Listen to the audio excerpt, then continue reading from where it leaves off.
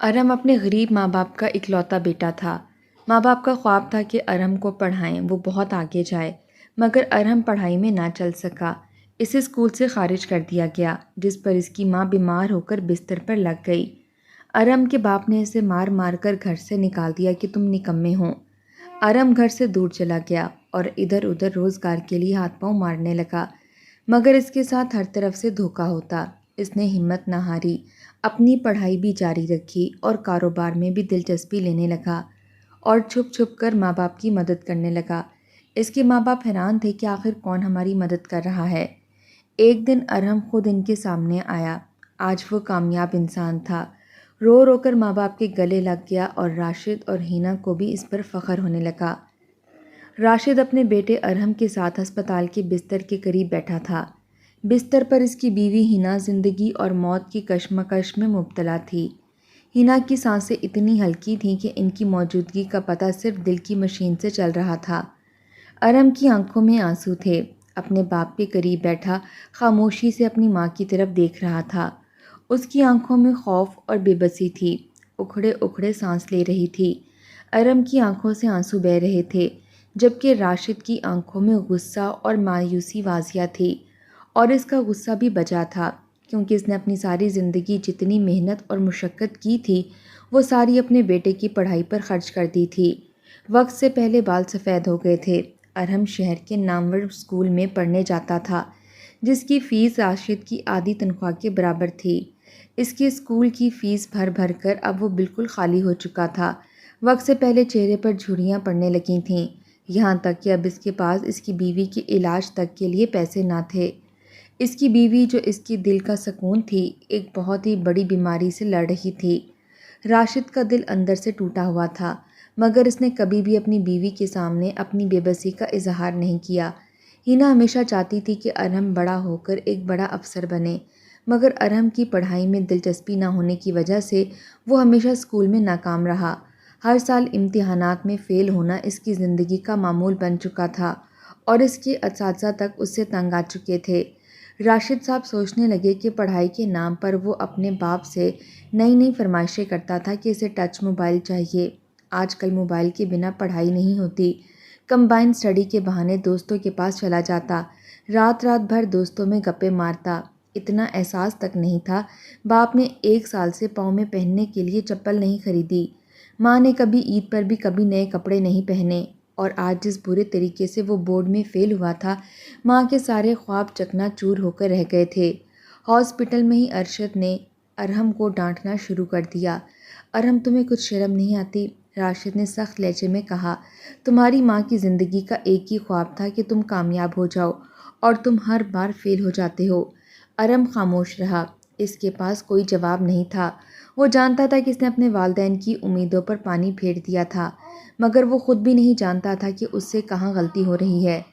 راشد، ارم کو مت ڈانٹو، ہینا نے کمزور آواز میں کہا۔ وہ ابھی بچہ ہے، ایک دن وہ ضرور کچھ بڑا کرے گا۔ راشد نے ایک لمبی سانس لی۔ اس کی مایوسی نے اسے بے قابو کر دیا تھا، مگر وہ جانتا تھا کہ ہینا کی یہ آخری امید تھی، اور وہ اس کی امیدوں کو توڑنا نہیں چاہتا تھا، مگر پھر بھی اندر سے وہ یہ سوچتا تھا کہ ارم کبھی کچھ نہیں کر پائے گا۔ کچھ دن بعد اسکول سے ایک خط آیا۔ خط میں لکھا تھا، ارم کی تعلیمی کارکردگی بالکل ناقابل قبول ہے۔ اس کی مسلسل ناکامی کے باعث ہم مجبور ہیں کہ اسے اسکول سے نکال دیا جائے۔ یہ خط پڑھ کر راشد کے دل پر گویا بجلی گری تھی۔ اس نے فوراً ارم کو اپنے کمرے میں بلایا۔ یہ کیا ہے؟ راشد نے غصے سے خط اس کے سامنے لہرایا۔ تم نے ہمیں کہیں کا نہیں چھوڑا، اسکول سے نکال دیا ہے تمہیں۔ ارم کا سر جھک گیا۔ اس کے دل میں ایک خوف کی لہر دوڑ گئی۔ تمہاری ماں کتنی بیمار ہے، پھر بھی اس کے دل میں تمہارے لیے امید تھی، راشد نے کہا، اور تم نے اس کی امیدوں کو چکنا چور کر دیا۔ ارم کے آنسو اس کے گالوں پر بہنے لگے۔ ابا، میں معافی چاہتا ہوں، مجھے سمجھ نہیں آتا کہ مجھ سے کہاں غلطی ہو رہی ہے۔ اس کی آواز میں بے بسی تھی۔ راشد نے غصے سے ارم کو تھپڑ مارا۔ یہی غلطی ہے تمہاری، تم نے کوشش ہی نہیں کی۔ تمہاری ماں کو تم سے کتنی امیدیں تھیں، اور تم نے سب کچھ ضائع کر دیا۔ ہینا نے یہ سب سن لیا، مگر اس میں بولنے کی طاقت نہیں تھی۔ وہ جانتی تھی کہ راشد کے الفاظ ارم کے دل کو چھلنی کر رہے تھے، مگر وہ خود بھی بے بس تھی۔ ایک دن ارم کے اسکول کے ہیڈ ماسٹر جناب احمد خود راشد کے گھر آئے۔ میں ارم کے حوالے سے بات کرنے آیا ہوں، انہوں نے نرمی سے کہا۔ راشد نے انہیں بیٹھنے کے لیے کہا اور خود بھی پریشانی کے عالم میں ان کے سامنے بیٹھ گیا۔ جناب، ارم کا مسئلہ یہ نہیں ہے کہ وہ نالائق ہے، احمد صاحب نے سمجھاتے ہوئے کہا، بلکہ مسئلہ یہ ہے کہ جو طریقہ کار ہم پڑھائی کے لیے استعمال کرتے ہیں شاید وہ اس کے لیے مناسب نہیں ہے۔ کیا مطلب؟ راشد نے حیرت سے پوچھا۔ ارم کا دماغ کسی اور طریقے سے کام کرتا ہے، احمد صاحب نے کہا۔ وہ شاید روایتی طریقوں سے سیکھنے میں مشکل محسوس کرتا ہے، مگر اس کا مطلب یہ نہیں کہ وہ نالائق ہے۔ ہمیں اس کی دلچسپیوں کے مطابق اس کی تعلیم کا بندوبست کرنا چاہیے۔ راشد کو یہ بات سن کر حیرانی ہوئی، انہوں نے آج تک کبھی یہ بات نہیں سوچی تھی۔ کیا ارم واقعی قابل ہے؟ اس نے سوچا۔ راشد صاحب کی آنکھوں میں مایوسی کی جھلک تھی، جیسے زندگی کی تمام خوشیاں اور امیدیں اس کے سامنے سے رخصت ہو چکی ہوں۔ ہنا کی بیماری نے راشد کو اندر سے توڑ کر رکھ دیا تھا۔ ہر روز وہ اپنی بیمار بیوی کے بستر کے پاس بیٹھ کر اپنے بیٹے ارحم کے مستقبل کے بارے میں سوچتا، مگر غربت اور مالی مشکلات نے اس کے قدم روک دیے تھے۔ اب وہ مزید ارحم کی تعلیم کے لیے پیسے خرچ نہیں کر سکتا تھا۔ ایک دن ہنا کی طبیعت بہت زیادہ خراب ہو گئی اور راشد کو اسے ہسپتال لے جانا پڑا۔ وہاں ڈاکٹر نے کہا کہ اگر ہنا کا صحیح علاج نہ ہوا تو اس کی زندگی خطرے میں پڑ سکتی ہے۔ راشد کے دل میں خوف اور بے بسی کی لہر دوڑ گئی۔ اس کے پاس نہ تو پیسے تھے اور نہ ہی کوئی مددگار۔ اس نے فیصلہ کیا کہ اب وہ ارحم کو کسی کام پر لگا دے گا تاکہ کچھ پیسے جمع کر سکے اور ہنا کا علاج کروا سکے، کیونکہ ارحم کو پڑھا لکھا کر ایک بڑا آدمی بنانے کا خواب اور امید اب ختم ہو چکی تھی۔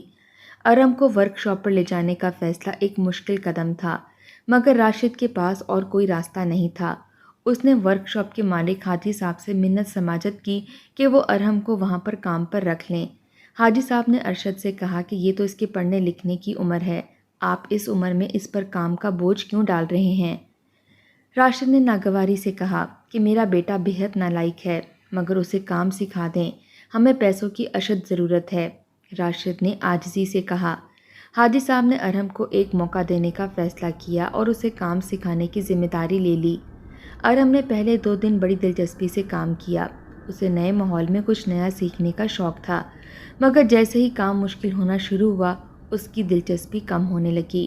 تیسرے دن ارحم نے کام چھوڑ دیا اور ورک شاپ جانے کی بجائے سارا دن شہر کی گلیوں میں گھومتا رہا۔ چند دنوں بعد حاجی صاحب نے راشد کو ورک شاپ پر بلایا۔ ارحم تو 2 دن آیا تھا، اس کے بعد سے نظر نہیں آیا۔ حاجی صاحب نے غصے سے کہا۔ راشد کو یہ سن کر شدید غصہ آیا اور وہ فوراً گھر واپس چلا گیا۔ جیسے ہی ارحم گھر آیا، راشد نے اس پر غصے کا اظہار کیا۔ تمہیں کوئی شرم نہیں آتی؟ راشد نے چیخ کر کہا۔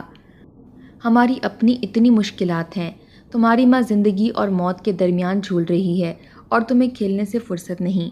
تم اب بچے نہیں رہے، تمہیں کب اس بات کی سمجھ آئے گی کہ تم اب بڑے ہو رہے ہو؟ تمہیں اپنی ذمہ داری کا احساس ہونا چاہیے۔ اگر تمہیں پڑھنے لکھنے میں دلچسپی نہیں ہے تو کم سے کم کسی کام میں تو دل لگا لو۔ تم آخر چاہتے کیا ہو؟ ارحم کا سر جھک گیا، وہ اپنے باپ کی آنکھوں میں غصہ اور مایوسی دیکھ کر خوفزدہ ہو گیا۔ کبھی منہ سے جواب نہیں دیتا تھا، بس ایک چپ جس سے راشد کو چڑ سی ہو گئی تھی۔ راشد نے ارحم کو مارنا شروع کر دیا اور اسے بار بار یاد دلایا کہ وہ کتنی مشکلات میں ہے اور ارحم کی لاپرواہی نے انہیں کتنا دکھ پہنچایا ہے۔ ارحم کا باپ اتنے غصے میں آ جاتا کہ وہ مار مار کر اپنے بیٹے کو گھر سے نکل جانے کے لیے کہہ دیتا، کیونکہ وہ ارحم کی نالائکی اور اپنی بیوی کی بیماری سے بہت زیادہ تنگ آ جاتا ہے۔ وہ غصے میں کیا فیصلہ کر رہا ہے اسے کچھ بھی سمجھ نہیں آتا۔ ارحم بھی اپنے باپ کے کہنے پر گھر چھوڑنے کا فیصلہ کر لیتا ہے، کیونکہ وہ ہر روز باپ کی ڈانٹ اور اپنی نالائکی کے طعنے سن سن کر تھک چکا ہوتا ہے اور وہ گھر سے نکل جاتا ہے۔ ارحم اب کراچی کی بڑی اور پرہجوم سڑکوں پر بے یار و مددگار پھرتا رہا۔ 2 دن تک اس نے فٹ پاتھ پر سونے اور چھوٹے چھوٹے ٹھیلوں سے مانگ کر کھانے پر گزارا کیا۔ اس کے پاس نہ رہنے کا کوئی ٹھکانہ تھا اور نہ ہی کھانے پینے کا کوئی انتظام۔ یہ 2 دن ارحم کے لیے کسی ڈراؤنے خواب سے کم نہ تھے۔ اس نے سڑکوں پر ایسے لوگوں کو دیکھا جو دن بھر محنت مزدوری کرتے اور رات کو اسی جگہ پر سو جاتے، چھوٹے بچے جو کوڑے کے ڈھیروں میں سے کھانے پینے کی چیزیں تلاش کرتے، اور وہ لوگ جو اپنی زندگی کی گاڑی کھینچنے کے لیے ہر دن نئے چیلنجز کا سامنا کرتے تھے۔ ارحم کی حالت بگڑتی جا رہی تھی، اس کی بھوک اور تھکن اس کے چہرے پر صاف نظر آنے لگی تھی، لیکن اس سب کے باوجود وہ اپنے والد کے فیصلے پر قائم تھا۔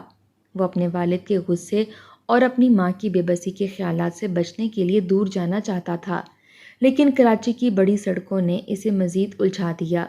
2 دن کے بعد ارم نے فیصلہ کیا کہ وہ کسی کام کی تلاش کرے گا تاکہ اپنے لیے کچھ کمائی کر سکے اور خود کو زندہ رکھ سکے۔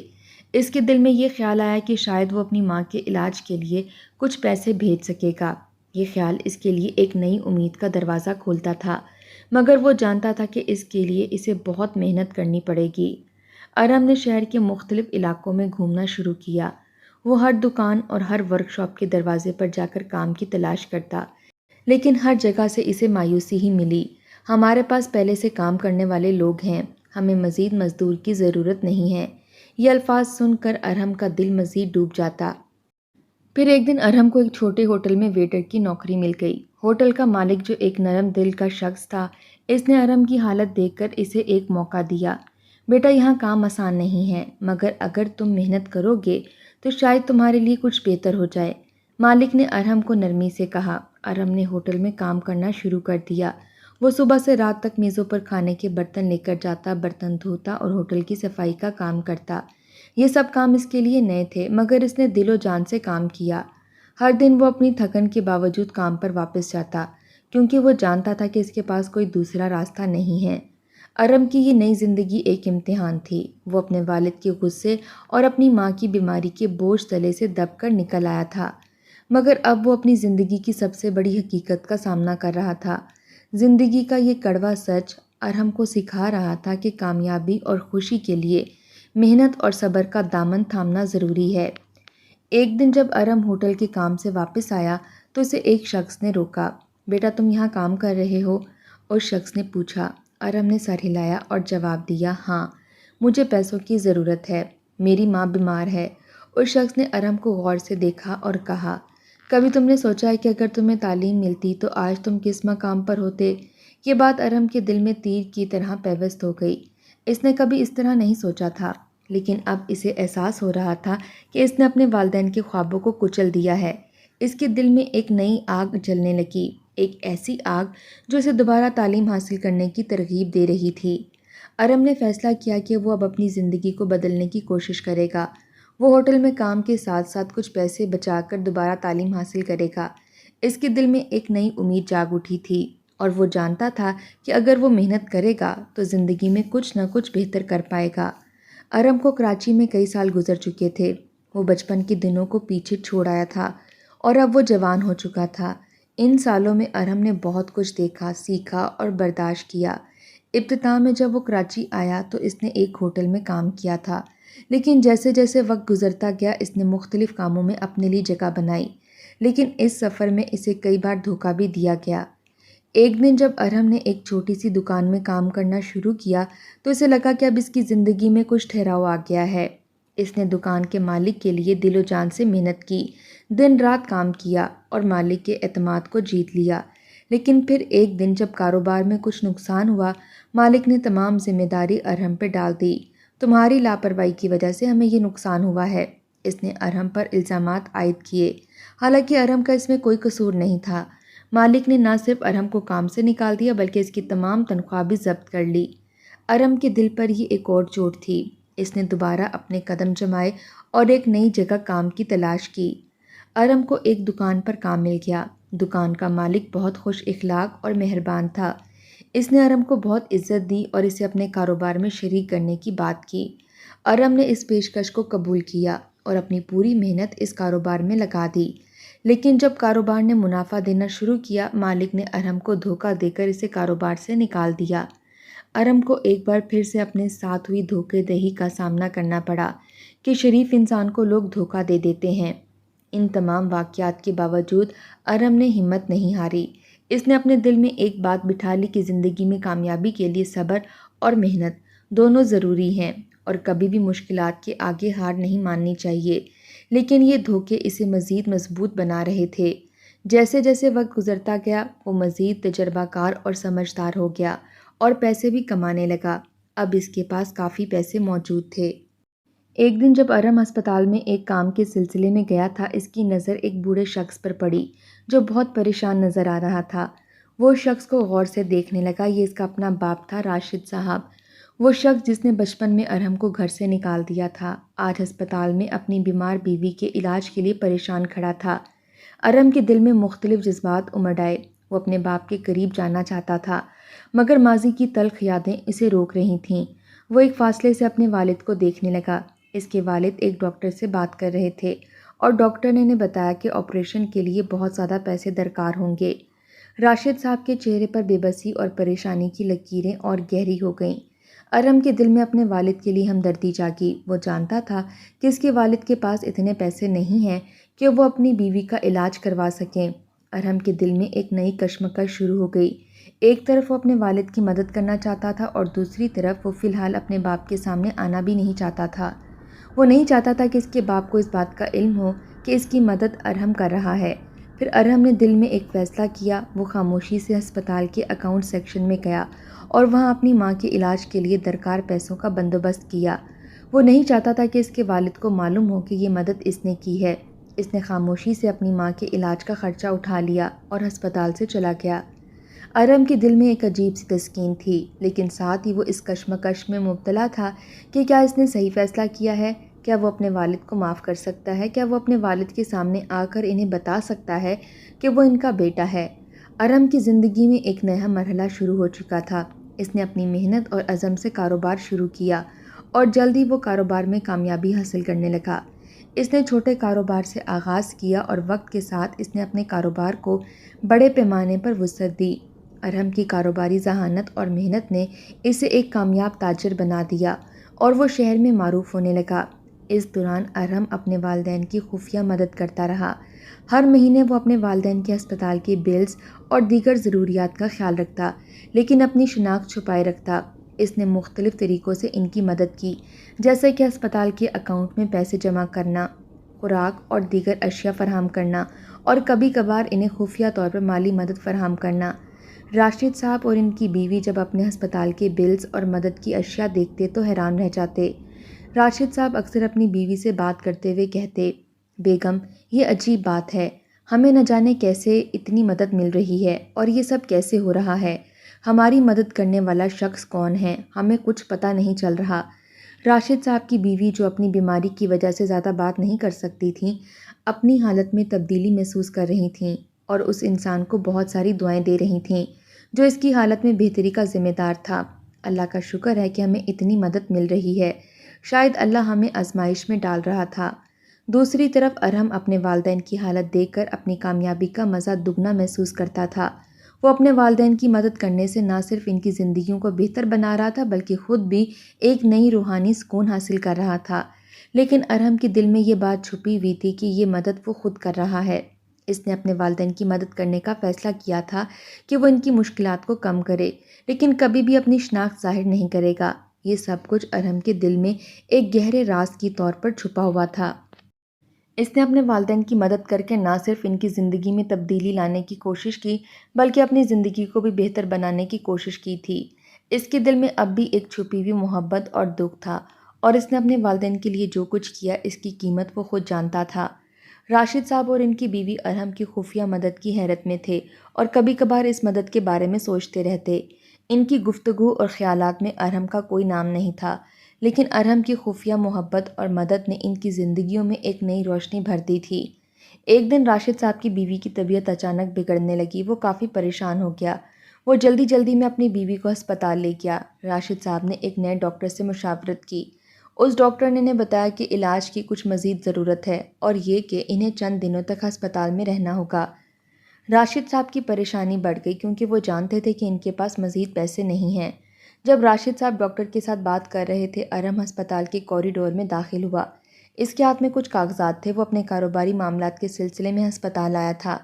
اس نے اتفاق سے راشد صاحب کو دیکھا اور فوراً پہچان لیا۔ راشد صاحب کے جانے کے بعد ارحم نے اس ڈاکٹر سے ملاقات کی۔